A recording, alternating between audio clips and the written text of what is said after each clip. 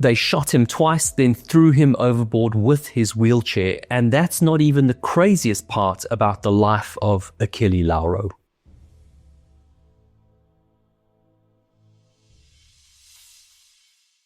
In May 1938, Rotterdamse Lloyd, now part of Ned Lloyd, ordered a new ocean liner from De Schelde shipyard in Vlissingen, Netherlands. The ship would replace its aging fleet on the Dutch East Indies route. In January 1939, the keel was laid down, but work stopped when World War II began. Despite 2 bombing raids, the dockyard remained untouched, making it easy for shipbuilding to resume after the war. In July 1946, the liner was christened Willem Ruys.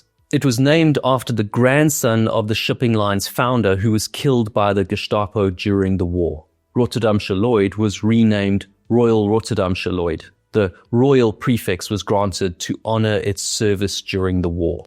On the 21st of November 1947, Willem Ruys was finally completed. It measured 192 meters long, 25 meters wide, had a draft of 8.9 meters, and a tonnage of 21,119 gross registered tons. The ocean liner could hold 869 passengers. It had sleek, low-profile smokestacks and an innovative lifeboat mounting system. Lightweight aluminium lifeboats were positioned low on the ship's sides and embedded into the hull superstructure, creating a streamlined profile without protruding davits. This arrangement placed the boats no higher than 15 meters above the waterline, which reduced launch time and effort compared to traditional mounts high up on the ship decks. On the 5th of December 1947, Willem Ruys takes its maiden voyage to the Dutch East Indies. The route starts at Rotterdam, calling at Southampton in the UK, then Tangier in Morocco, and via Gibraltar to Marseille in southern France. It then sails on to Port Said in Egypt, through the Suez Canal to Aden in Yemen, and Colombo, Sri Lanka, across the Indian Ocean. The route continues to Sabang and Balawan Delhi in northern Sumatra, Singapore, and ends in Tanjung Priok, the port of Jakarta, which used to be known as Batavia. The route usually takes between 28 and 30 days to complete. But Willem Ruys has 8 Sulzer engines that drove 2 propellers, allowing the ship to run at an average speed of 22 knots. This cuts the average outbound travel time to under 25 days. Willem Ruys, along with a competitor's ocean liner, motorship Oranje of the Netherlands line, become a popular fixture on the Dutch East Indies route. But in 1949, passenger numbers begin to decline with the independence of the East Indies, which is now Indonesia. On the 6th of January 1953, Willem Ruys and Oranje are in the Red Sea heading in opposite directions. In the 1950s, it was common for passenger ships to salute each other by passing at close range to entertain passengers. Oranje's approach is fast and abrupt, forcing Willem Ruys to swing quickly to port, causing a collision between the 2 ships and badly damaging its bow. Fortunately, no lives are lost, and Willem Ruys suffers minimal damage, so it's able to continue its journey. But Oranje is worried it might be impounded because of its damage, so it skips its scheduled port call at Colombo and continues directly to Jakarta. Both ships are found at fault for the collision because of poor communication. 6 months later, Willem Ruys is involved in another collision. In dense fog, about 19 miles northwest of Ile de Bats, the ocean liner collides with a Dutch coastal tanker, Cornelis B, which sinks the tanker.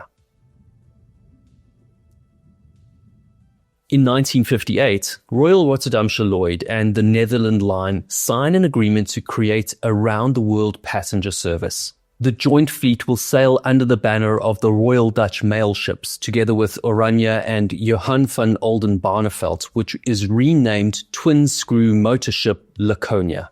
From September 1958 to February 1959, Willem Ruys goes through an extensive refit at Wilton Feyenoord shipyard in Amsterdam to prepare for its new service. Its original 4-class system is narrowed to 2 choices, first and tourist class. 100 new cabins are installed to accommodate 275 first-class and 770 tourist-class passengers, with air conditioning extended throughout all the accommodation. Some of the cabins are interchangeable in case more of one class or the other is booked. And there's an extra berth fitted, which increases the maximum passenger count to 1,167. The Javanese crew members are replaced by Europeans who need upgraded accommodation for 300 crew. The tourist class winter garden on Willem Ruys is converted into a glass-enclosed garden lounge alongside the superstructure, with windows added at the rear to extend the space and open the views. This allows the area to be used in more seasons and climates, especially the long Rotterdam to Indonesia runs. The forward funnel height is increased to carry smoke, soot, and exhaust gases higher and farther back, reducing fumes blowing across the open decks and into passenger spaces. Fin stabilizers are fitted on the hull below the waterline to reduce rolling in rough seas, making crossings more comfortable and reducing seasickness. In March 1959, Willem Ruys promotes its new world service to Australia and New Zealand. It departs from Rotterdam, sailing via Southampton, the Mediterranean, the Suez Canal, Fremantle, Melbourne, Sydney, and on to New Zealand, and returning via the Panama Canal. The Royal Dutch mail ships become popular alternatives to the British liners. But by the end of 1964, the rise and popularity of air travel hits passenger traffic, forcing Willem Ruys to be taken out of service and put up for sale. In 1965, the Flotta Lauro line buys Willem Ruys and Oranje. Willem Ruys is renamed after the company's owner, Italy's largest ship owner and mayor of Naples in the 1950s, Achille Lauro, and Oranje is renamed after his wife, Angelina Lauro. After the sale, Achille Lauro and Angelina Lauro are sent to Palermo for conversion into hybrid cruise ships. On the 29th of August 1965, there's an explosion in the machinery and utility spaces on Achille Lauro that triggers a short but serious fire.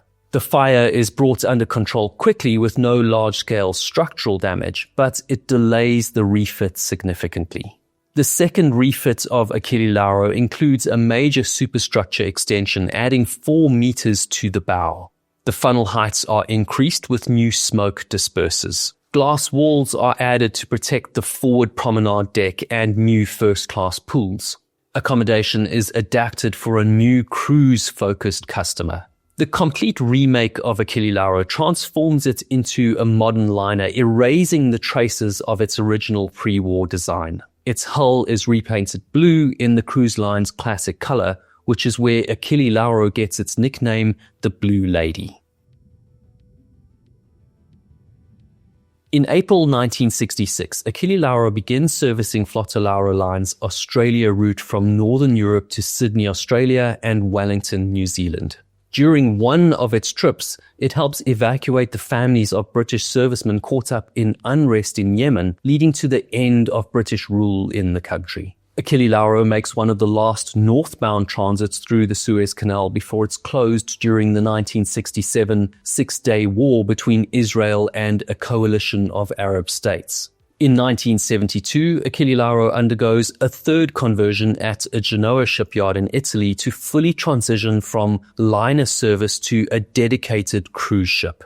It has renovations to public areas, cabin layouts, onboard facilities, and improvements on prior refits like air conditioning, stabilizers, and extra cabins. During the refit, there's another fire, more severe than the last refit.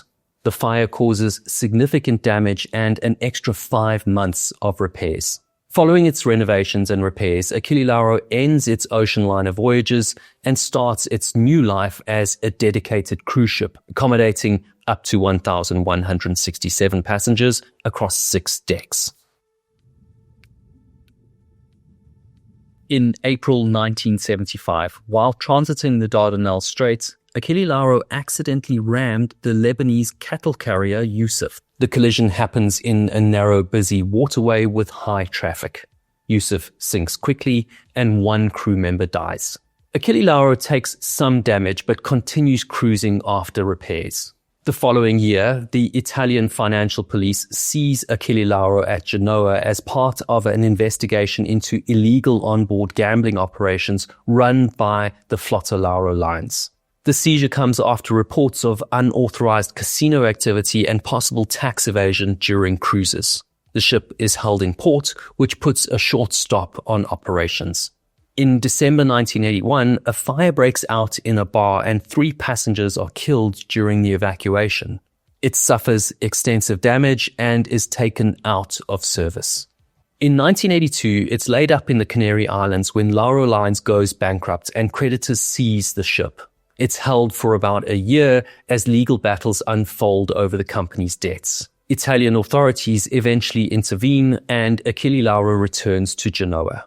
In 1985, a Greek shipping company, Chandris Line, takes possession of Achille Lauro under a charter agreement. On the 3rd of October 1985, Achille Lauro leaves Genoa, Italy for a 12-day cruise of the Mediterranean Sea. The cruise is set to visit Naples, Alexandria, Port Said, Ashdod, Limassol, Rhodes, Piraeus, Capri, and then return to Genoa. There are 748 passengers and several hundred crew on board. On the 7th of October, the vessels docked at Alexandria in Egypt and 651 passengers disembark to tour the pyramids, intending to rejoin the ship at Port Said in the evening. After the sightseers leave for shore, 4 men with AK-47 automatic rifles hijack the ship, taking the crew and 97 passengers hostage. The men are members of a faction of the Palestinian Liberation Front headed by Mohammed Zaidan or Abu Abbas and aligned with the Palestine Liberation Organization. They force the captain to leave port and tell the crew to continue their duties. The hijackers demand that Israel release 50 Palestinian prisoners. Israel doesn't respond and the vessel heads to Syria. At the request of the US and Italian governments, Syria refused to allow the vessel to dock. So the hijackers kill a disabled Jewish American passenger named Leon Klinghoffer. They shoot him twice, then order 2 passengers to throw him overboard along with his wheelchair. The hijackers direct the captain to sail to Cyprus, where they're also denied entry. In frustration, the hijackers direct Achille Lauro back to Port Said.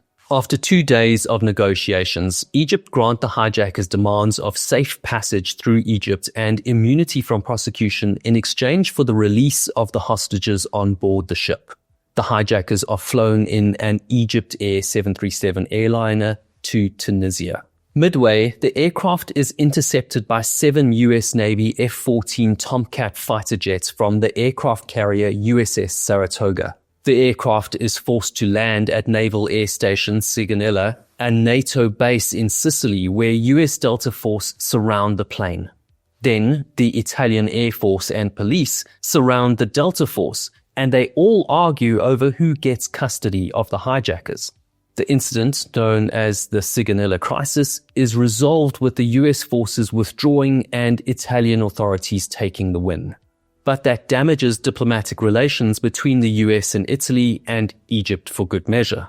Achille Lauro returns to its home port in Genoa, Italy. The hijacking captures the world's attention and ruins the cruise industry in the Mediterranean. Cruises are cancelled as passenger numbers drop. But in March 1986, Achille Lauro resumes its regular cruise schedule to the Mediterranean, and a month later it runs aground off Alexandria.